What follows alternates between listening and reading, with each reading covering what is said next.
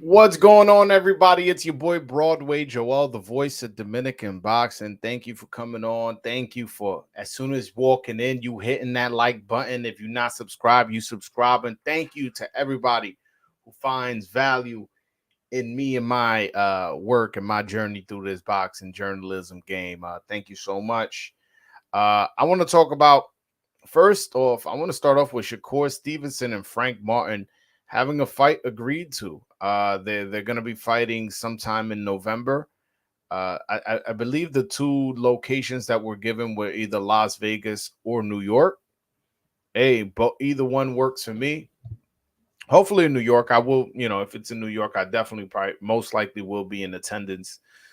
Uh, yeah, it's a good fight. It's a good fight. It's two top 10 lightweights. Whether people want to give Shakur like a tough time, but we got to understand like that my man he just moved up. He fought the WBC, the highest ranked opponent who would take him, and that's his situation. Now he's moving down the line, and he moved down the line. Now he's gonna fight Frank Martin. Frank Martin is somebody who dominated Michelle Rivera in back in December. Obviously, some people want to say he was weight drained, some people want to say whatever. But point is, he still has to get credit for that win. He still did a full training camp. He still walked in and he still performed. So we got to give him full credit for that. So this is somebody who beat him and beat Artem Hardatuian. Excuse me, I'm messing up his last name.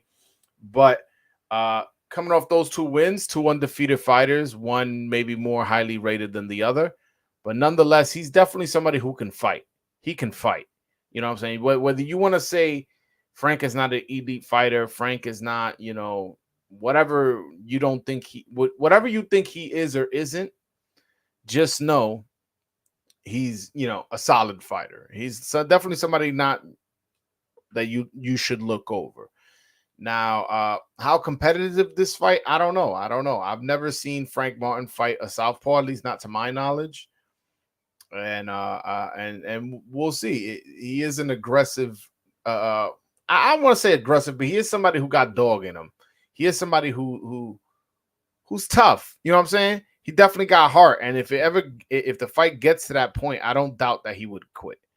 Um, yeah, I think that this should be. I don't want to say competitive. This should be an interesting fight. This should be an interesting fight, and we'll see. Listen. I'm picking Shakur Stevenson. The guy's lost one or two rounds, maybe his whole career. Maybe you can argue that his resume isn't the greatest, and I'm all for that debate. But one thing you can't say is that you don't see talent in Shakur. You cannot say that. And again, people give him shit for the Yoshino fight, but this fight against Frank Martin is not one you're gonna be able to to talk too much shit about. You know what I'm saying? You got to give him credit. This is at 135. This is the second fight at 135, and this is a solid opponent. Whether whichever method of grading you got, this is a top 10 lightweight. Matter of fact, before I even say that, let me check what TRTB what is it? Hold on. No. TBRB, excuse me. Let me check the rankings, and I want to see where they got Frank Martin, because I honestly think he should be somewhere around 7 or 8 lightweight, if I'm not mistaken. They got him at number 5. Okay, so they got him at number 5. So this fight is between according to TBRB, he's the number 5 lightweight in Frank Martin versus the number 3 lightweight in Shakur Stevenson. And if we go to Ring Magazine, let's go. Let's check what Ring Magazine got it at.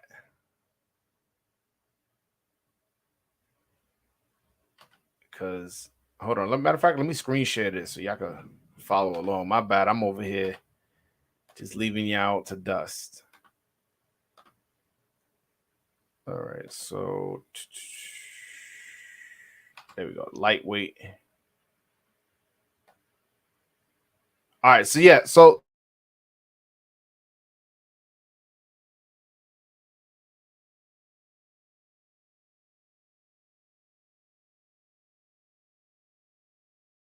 number 6 and number 3. So you can already see this is a high quality fight. Now, whether whether it ends up being competitive, we don't know. But no matter who's the victor in this fight, number 5 versus number 6, or number 5 versus number 3, in a division where people say this is the deepest division in boxing, this and 140.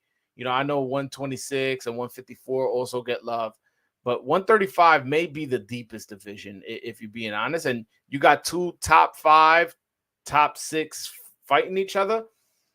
I like this fight. And it's for a title. It's for the WBC. I think it's for the WBC interim, if I'm not mistaken, or the WBC full championship. I'm not sure, but either way, it's for a vacant title, which if and when Devin Haney vacates, the winner will be the full champion, if I'm not mistaken. It's something along those lines. But it's an important fight, and I'm looking forward to it. Again, they're rumoring it may be like on a Thursday or some shit in November. That's one thing I heard. If it's in Las Vegas, and if it's in New York, it may be in December. That's the information as far as what I've gotten for that fight. But switching gears, Eubank Jr.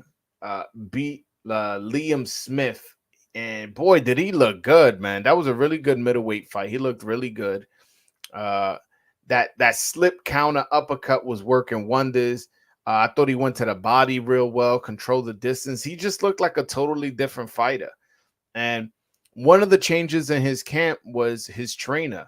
He was previously training with Roy Jones Jr. He was trying to implement that Roy Jones Jr. style. And we got to understand, Roy Jones Jr.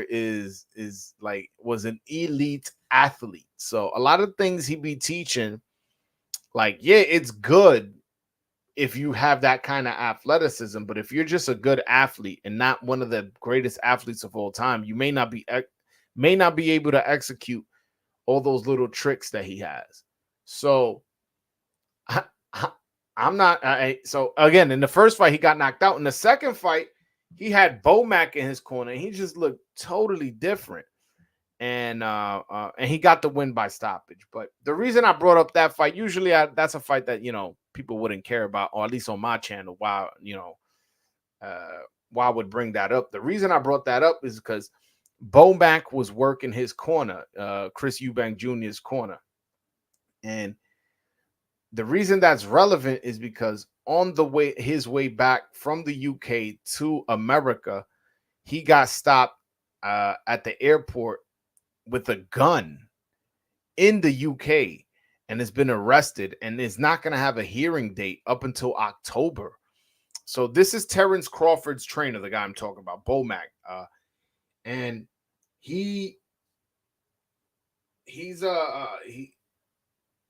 what was he thinking? Like what in your right mind makes you think it's okay to bring a gun to the airport? Like, you get what I'm saying? And some people are saying, like, how did he even get a gun into the UK? There's rumors that he flown in a private jet. And a lot of times when you ride in a private jet, they don't check your luggage. They don't check anything. Like, they just kind of let you through. They figure you're first class. You're not going to, you're not going to, do anything illegal, bring guns and stuff like that. Although some people do, apparently. And on his way back, he caught a commercial flight. So he was going through the regular TSA process that everybody goes through, and they found a gun in his bag. But my thing is, once you online and you see there's a metal detector and you see there's an x-ray machine and you're in a foreign country, why not? I mean, one, don't bring a gun. That's just one. And two, and if you are going to bring a gun, and once you see all that, I would have went to the bathroom or something. I would have left the gun in the toilet, throwing it in the trash, do something. But I know I'm going to get caught if I have a gun in my bag and I'm putting it through an x-ray machine. Like, what sense does that make? I want to know what BoMac was thinking, and why did he feel the need to have a gun on him, bro? I'm pretty sure they put you up in a nice hotel. You get what I'm saying? I'm pretty sure they put you in a good area. And then from there, you wasn't really going out too much. You was training with your fighter. You went, hotel to the to the gym, hotel to the fight. I'm sure maybe you went to a restaurant here and there, but you wasn't moving and grooving out there too much because you wasn't on vacation. I don't understand why he felt the need to have a gun on him, man. That shit was crazy. But that's one thing, right? So uh Errol Spence has recently activated his rematch clause. So he triggered his rematch clause against Terrence Crawford. Apparently, the fight most likely will take place at 154 pounds. And yeah, so Terrence Crawford potentially is going into a rematch without his head trainer in his first fight at 154. Now, you know, I know Bud has his assistant trainers, Saul and Coach Red. He has people helping him, but the head trainer is BoMac, and we can't discount the the help that he would provide, the guidance he will provide, the supervision he provides in the gym. And yes, Bud has a ton of experience and even been in the ring with Spence, and I'm sure has that confidence that he could do it again. He could get the stoppage, or he knows he could just follow the same game plan as the first fight. But that's not an insignificant storyline. That, oh yeah, his friend, father figure, trainer is locked up in a foreign country for a gun, and who knows, like, yo, these gun laws in these other places be strict. Somebody said, I forget who, I wish I would have looked that up myself, but it's like a 5-year minimum. You know what I'm saying? Obviously he's a celebrity, and he's known, and I'm sure maybe things can be worked out where he doesn't have to serve 5 years. But I don't see this getting resolved quick. Bro, you brought a gun to the airport and you was trying to get it through customs. Like, is there international laws that you violated? I don't know. Or is there an extra federal charge that you got in the UK?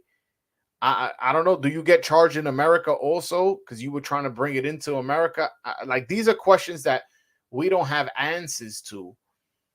But it's definitely alarming that you felt the need to go and bring a gun to the UK, to a foreign country. Like, and he just made $2-3 million, I'm assuming, for that Spence Crawford fight. If you get in 10%, which is the normal amount of trainer charges, and let's call it 5%. So you got $1 million, $500,000 in your last, 2 months ago. You can't get armed security to walk you around in the UK. I don't know. It makes no sense to me, to be honest with you. It makes no sense. Now you got an extended stay in the UK because you wanted to bring a gun to the airport. Like, I have no idea how you thought you was gonna get it through. These people have, I'm sure they have freaking dogs sniffing shit. They got X-ray machines and metal detectors and all types of shit to look out for people who bring guns to the airport. It's ridiculous why he would do that. It's absolutely ridiculous. Now, if somebody placed it in his, luggage, or if there's some kind of foul play, I don't know. If that happened, then okay, I understand. But for you to knowingly put a gun in your bag and take it to the airport, it seems pretty ridiculous. Pretty ridiculous. But I know I don't really talk gambling on this channel, but yo, I think there's some money to be made on that Canelo undercard, and I'm gonna break it down, man. I'm gonna break it down here. So anybody who wants to bet, I think this is a solid bet. Like, Jose Armando Resendiz is 460 plus 460. Oh, damn, I gotta log back in. Hold on. Let me stop screen sharing. I'll log back in and show you guys what exactly what parlay I think is a good parlay, and I think is a parlay where, if you guys got some change, you guys can make some bread. At least I think so. So I wanted to show you guys this and let me know your thoughts in the comment section, man. In the chat, I mean, my bad. Or in the comment section too, if you're watching this afterwards. All right, boom. All right, I got it. So here, look, I'm genuinely picking Mario Barrios to win. He's plus 300. And I'm genuinely picking Jose Armando Resendez to win that fight. Yo, that's a 2-leg parlay. That's $2,140.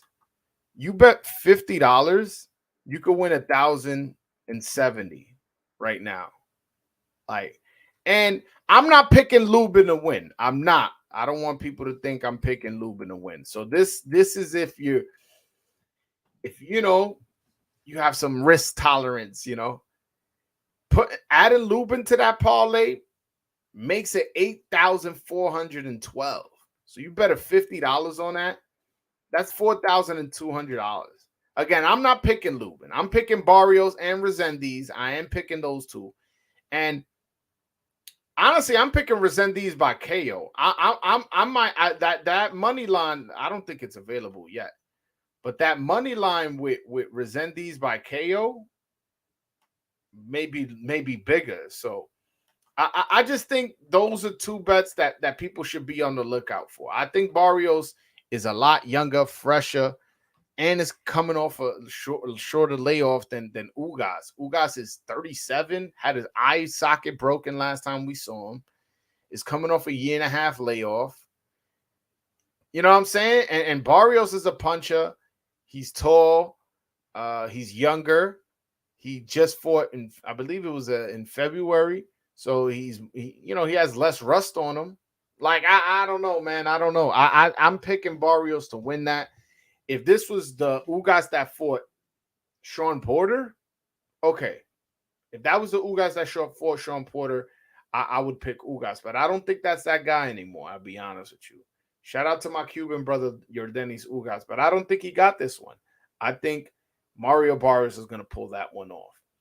And with the Elijah Garcia one, and I know a lot of people are high on Elijah Garcia, and I like what I see too.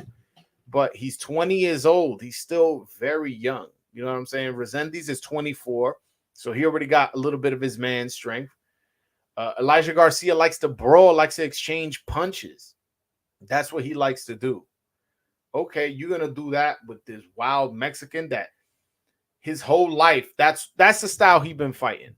I interviewed him yesterday. He told me, yo, that's just in my blood to fight like that, to fight warrior style. And that the thought that Elijah Garcia is going to brawl with him excites him.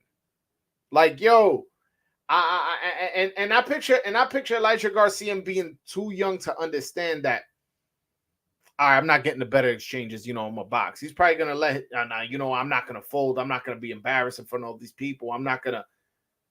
And then once you fall into that fight, and Resendez is making you brawl, and you having second thoughts about like, all right, I should box, and you can't because now the pace of the fight is not being dictated by you. I think he's gonna get stopped. Also, another thing, Elijah Garcia and my man Truth's channel, A-Side Boxing Talk, in the interview he did over there, he said he gets a lot of nosebleeds. Like, that's something that happens. And when you get nosebleeds, it sometimes drips to the back of your throat. Sometimes you swallow blood. Sometimes it prevents you from breathing as well. And if you're going to get into a brawl, which, it seems like it's his style, you know what I'm saying? Against a brawler who prefers to fight that way, I just think he's bit a little bit more than he can chew here. I think it's a little too big of a step up, and I think he's going to get knocked out. I think this is another Rayo situation where Raya was looking good, knocking people out and having sensational performances. And then he, just throwing De Los Santos 2 weeks notice, and then boom. It was like a fucking bomb went off and he got destroyed and knocked out. You get what I'm saying? So I think this is one of those situations. I think Elijah Garcia been looking good. Although in that Salgado fight, he looked okay. He didn't look his best. Salgado fight, he came out. trying to brawl, and he saw it kind of wasn't working for him, and then he switched styles and he started boxing. I don't think he'll be able to change the pace like that. I really don't. I don't think he'll be able to change a pace like that with somebody like Resendiz, who is a young, hungry fighter. Somebody on the way up, somebody who has Manny Robles in his corner, who's trained with Ismael Salas before. You get what I'm saying? Yo, I haven't gotten to the comments. Hold on. Rod, shout out to you, my brother. Broadway, the last two interviews you did with Resendiz and Senna were fire. I appreciate you, my brother. I appreciate you. Al Simmons, I don't know who Jan Santana's fighting next. He just fought. When was it? He fought not long ago, for like 2-3 weeks ago. So and honestly, he's at the point where how the hell am I supposed to know who he's gonna fight? He's not fighting no names. He's not gonna fight no names. Not yet. He's only 8-0, 9-0. So they still building his career. Hopefully they get the last fighter he fought was an undefeated fighter and that undefeated fighter had took a couple O's before. So hopefully they keep him in that trajectory. Veterans who potentially gonna test him. I do think he needs to step up in competition. I don't know if that last fight was supposed to be a step up in competition, but the shit ended like that, I think we've seen he's a quality fighter. You know what I'm saying? Although that was his first fight on TV, so maybe who knows? But I'm excited I'm excited to see him. I'm excited to see him. Yeah. Santana is coming back soon, but he has no opponent. He has no opponent. And again, if they announce his opponent, it's not going to be somebody you go, oh, snap, he's fighting that guy. It's going to be some fucking cab driver. Not a cab driver, but you know what I'm saying? Like the type of guy that a prospect fights on his way up. He's not going to fight nobody. He's not going to fight fucking, Raymond Murataya. No, like that. That's not happening. That's not happening. Which, by the way, man, I believe he got hurt in his. He was supposed to fight and he got hurt. I want to see him fight again, man. As y'all know, I'm really big on Raymond Murataya. I think he's a good fighter. I think he's a really good fighter. And both TBRB and Ring Magazine have him ranked as the number 10 lightweight in all of boxing. So it's impressive, to be honest with you. He only has 18 fights and he's ranked 10.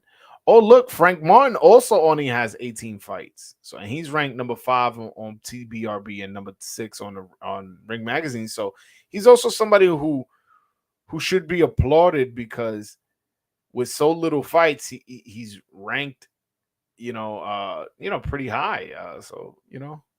I'm looking forward to that fight. I really am.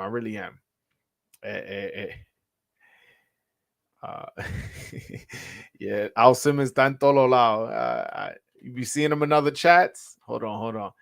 Yo, but God, I'm gonna put the link up, man. Anybody who wants to call in, chop it up with Broadway, man. Y'all already know. Y'all more than welcome. Y'all know how we do it here.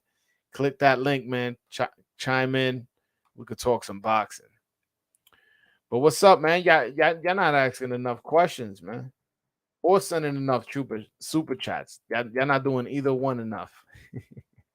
Déjame saber qué lo que. Maybe I missed something. But man, I what do y'all think of that Canelo Charlo fight?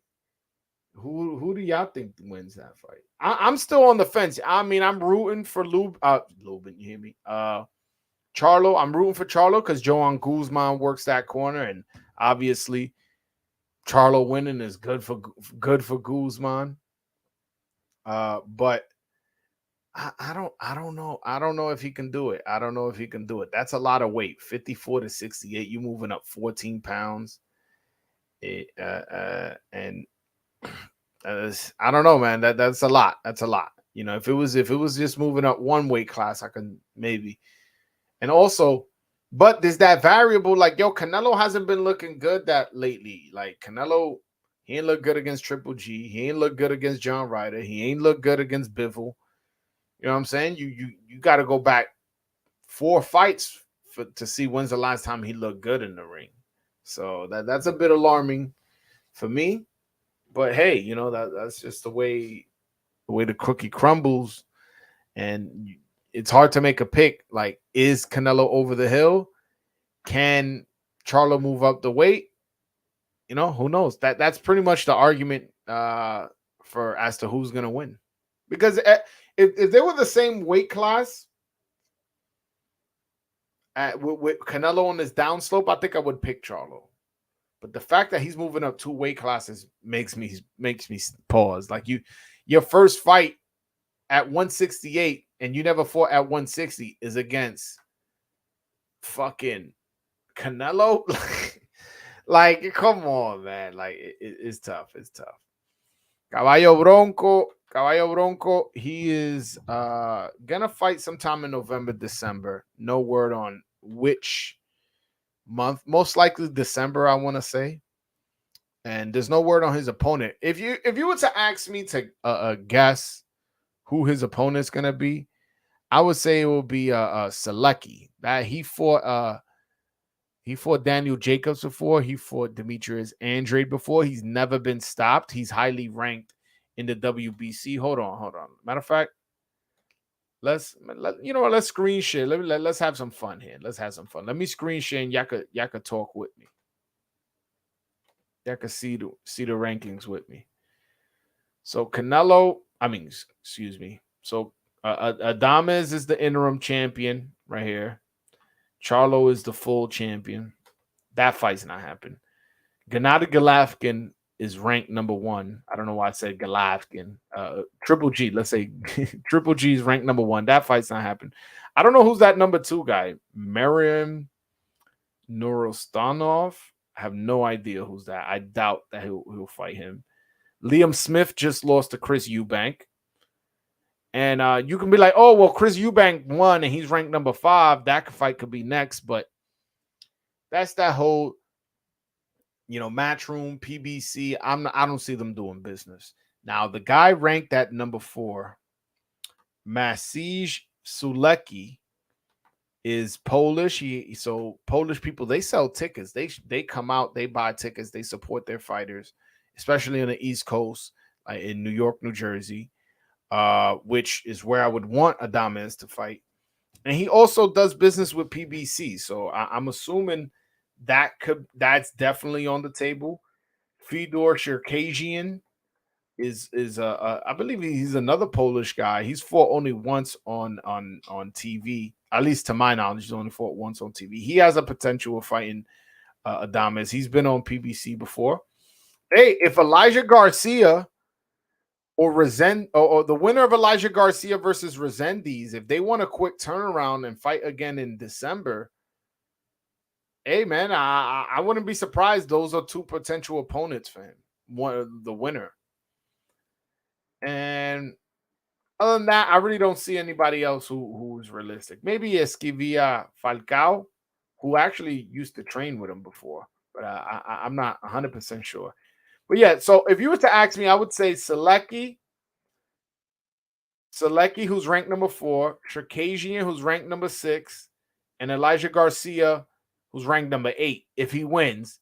And if he loses, it'll be Resendiz, and who's not currently ranked by the WBC, but he'll be in his place. So it'll be one of those 3 names, in my opinion. Selecki, Shirkagian, winner of Elijah Garcia versus Resendiz. That's what I think for Caballo. Oh, I didn't even think of that fight. Caballo versus Fundora. I mean, that guy did just get brutally knocked out. Man, I would love it if they gave him that fight. I would love it. Get Samson's fighter knocked out 2 times in a row. That would be nice. That would be nice. Get Fundora out of there. But I don't think so. So Fundora, I don't think I think Fedora's people knows not to play like that. Don't play like that. Ya sabe con quién pelea Rivera. He's asking me if I already know who Michelle Rivera is fighting. Sí, yo sé, pero no puedo anunciarlo. Yeah, I know who he's gonna fight, but I can't talk about it. Man, why is Danny Garcia ranked number 6 if he hasn't fought at 160? Man, boxing's a dirty game. That's all I can say, man. Boxing's a dirty game, and a lot of times, if there's a fight to be made, what they'll do is they'll be like, all right, you know what we're gonna do? We'll just take this guy at the ranking, put you in the ranking, and now you can fight for the title. Because you can't fight for a title unless you ranked in the top 15. So Danny Garcia it's been a heavy rumor for like freaking months now, like probably like 5-6 months that he's gonna fight what's his name? Erislandy Lara. And so he holds the WBA title. So I think they were just like, all right, you to make the fight, we got to rank you in the top 15. All right, let's just move this. Boom. Now you're in the rankings, make the fight. Boom, you win, you keep the belt. You lose, you probably take you out the rankings, and that's how they're gonna go. Yeah. But they need to announce that fight already, man. Like make it happen. Like I don't know what's taking so long. You guys already, I'm sure you guys already agreed on everything. Is it the location of problem? Throw it in Philly. Throw it in Atlantic City. Throw it in Barclays Center. Throw it in the Cosmopolitan in Las Vegas or some shit. I don't know, but make it work. Throw it in Texas. Who cares? That's a fight people will show up for. So I would like I would like that fight to get announced already, man. But what's your opinion? I want to know your opinion of the Shakur Stevenson versus Frank Martin. Who do y'all got winning that fight? I think Frank Martin.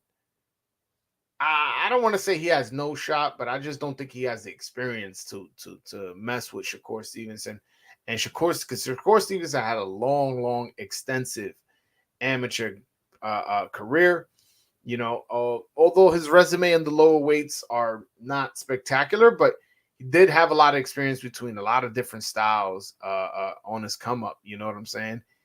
And he fought a little bit of everybody. So I want to see what Shakur does. Honestly, if Shakur wants to come out and make a statement, he should stop him. I'm not saying that if he doesn't stop him, he won't be making a statement. But making a statement would be stopping him 100%. Because you could win a decision and be like, damn, he dropped him 4 times, and he won every single round. That would be making a statement too. But I want to know, can he stop him? That would be making a big statement. If he stop him in 7-8 rounds, just because he's dominating him so much, cuts him, drops him a few times, and the ref stops the fight, that would be impressive. Then hopefully, then people could lay off Shakur, man. I feel like he gets a lot of criticism. Some fair, I'll be honest. Some of the criticism is fair, but some of it, I'm like, damn, man, like you guys are going way too hard on him. I don't know. I want to see that fight. I'm very anxious for that fight to be in New York. If it's in New York, honestly, I may go as media. Usually the New York fights, I go as a fan, but I think I may go as media, you know, get some content for you guys, get some behind the scenes stuff. And, you know, just show you guys my worth, basically, not my worth, show you guys that I'm working. You know what I'm saying? Show you guys that I'm out here putting content out for you guys. And y'all know nobody asks questions like me. So I'll be in the press conference, you know, shaking hands, kissing babies, and, you know, making sure that my camera's pointed in the right direction. But yeah, man, talk to me. Yeah, I would love Luisito. Shout out to my man Luisito. I would love for De Los Santos to get the winner, Shakur Stevenson versus Frank Martin. I would love that. But honestly, I didn't think the Frank Martin fight was realistic for Shakur. So I was like, man, hopefully Frank Martin and De Los Santos get a shaking. And I would have picked De Los Santos by KO. I really would have. I wanted that fight so bad, but I can't get mad at Frank for, you know, looking up and trying to fight Shakur Stevenson. I totally understand that. I totally understand that. You're fighting a bigger name opponent, and it's for a belt.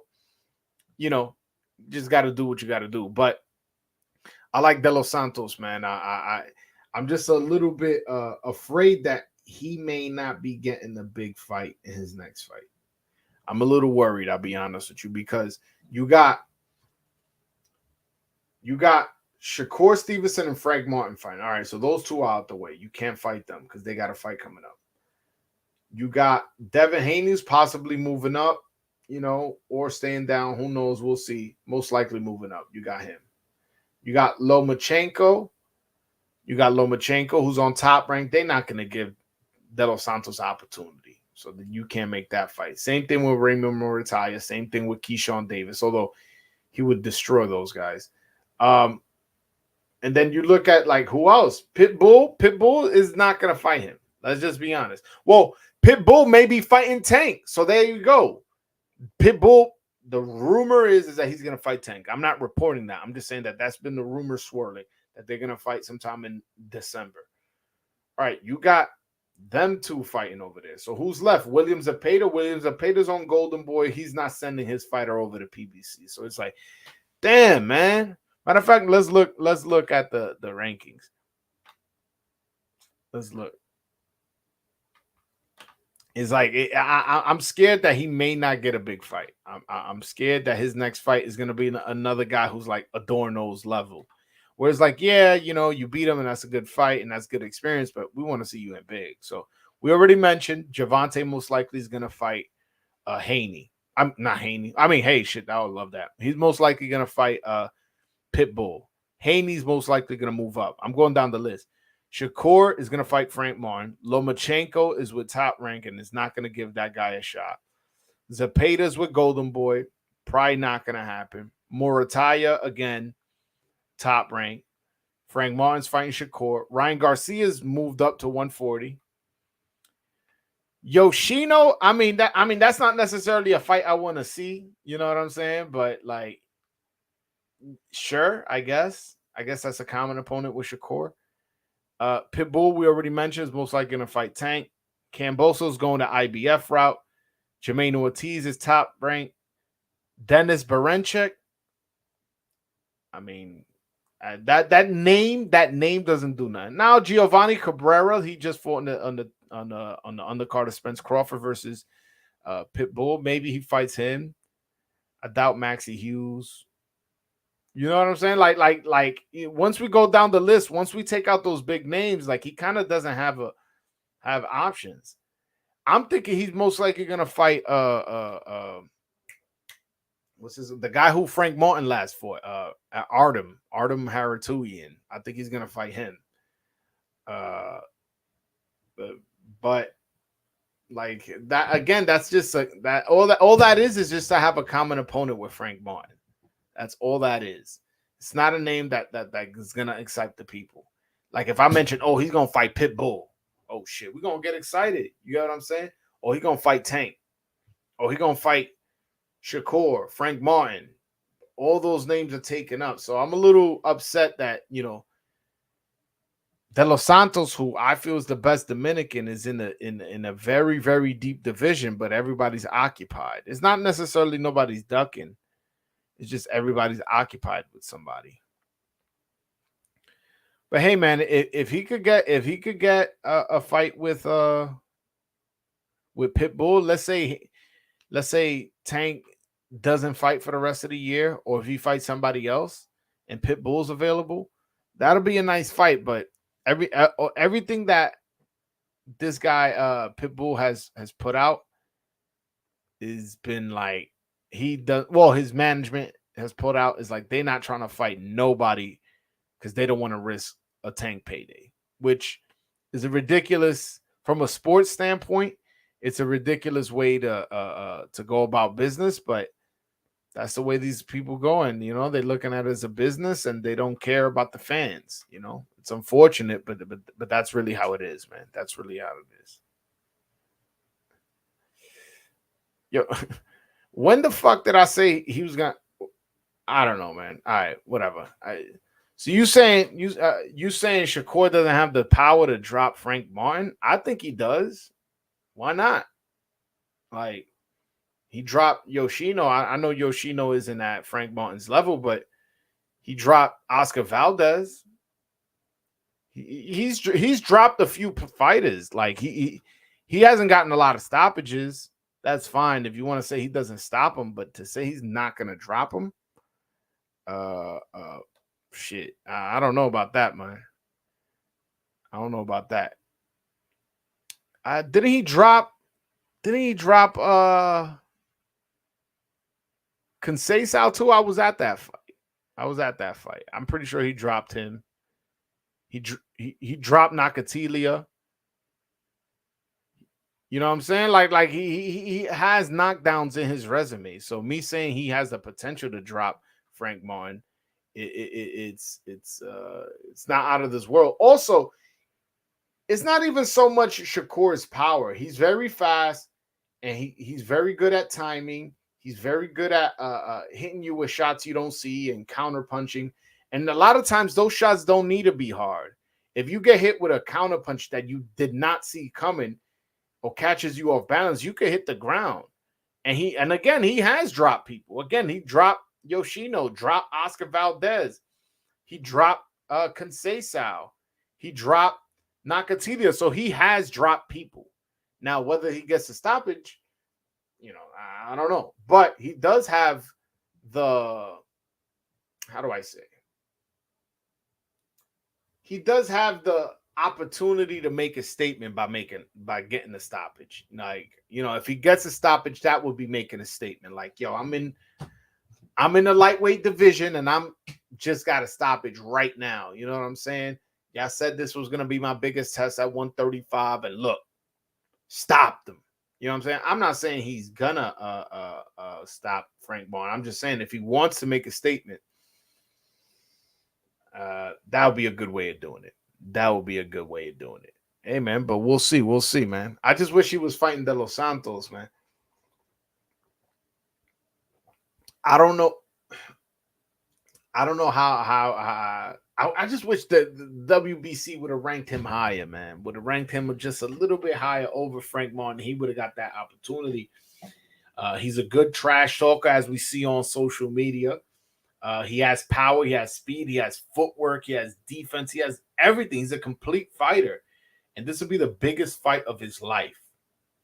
So since this will be the biggest fight of his life, I think he would be prepared as much as he can be. For real, man. For real. Nah, but it's slow in boxing, so I'll end the live now, man. But I appreciate you guys hopping on, hitting that like button, subscribing, and doing all that shit, man. I really, really do. And those of you who bought shirts, you know what's funny? I just got another order of shirts. I gotta replace. I got more sizes. I know I ran out of some of the sizes. I gotta put correctly how many sizes I have left. So if you guys been waiting to buy and just I haven't had your size, I'm gonna adjust that. Don't worry about it. But thank you guys so much. I'm trying to get Brian Mendoza to interview Brian Mendoza on Monday. I'm about to get real busy with the interviews because obviously that's what you guys like. I'm gonna start interviewing a lot more people. Some people are gonna be, this guy who's 8-0, 9-0, 10-0, and there's other guys who is going to be, world champions fighting for a world title or top 10 contender and stuff like that. I'm going to get real busy on the interviews because I understand that you guys like the interviews. Also, it's what I like to do most. I feel like that's when I'm at my best. That's when I'm in my world. When I'm, literally just breaking down exactly, getting a person's story and letting them talk and giving them a platform to express themselves, whether it be in English or Spanish, Now I used to translate in between, but I feel like it ruins sometimes the flow of the interview. So now I'm dedicating myself to, if it's a Spanish interview, it's just Spanish, and if it's English, I'm gonna just do English. But all right, guys, thank you guys so much for everything. I appreciate you guys, and I'll see you until next time. Let's see when I'm going live next. I don't have nothing set as far as an interview set. But I'm trying to get a few. I'm trying to get a few people to do an interview this week. Sometime Thursday, anywhere from Thursday to Sunday, I'll probably be having somebody on. But all right, guys. Until next time, peace.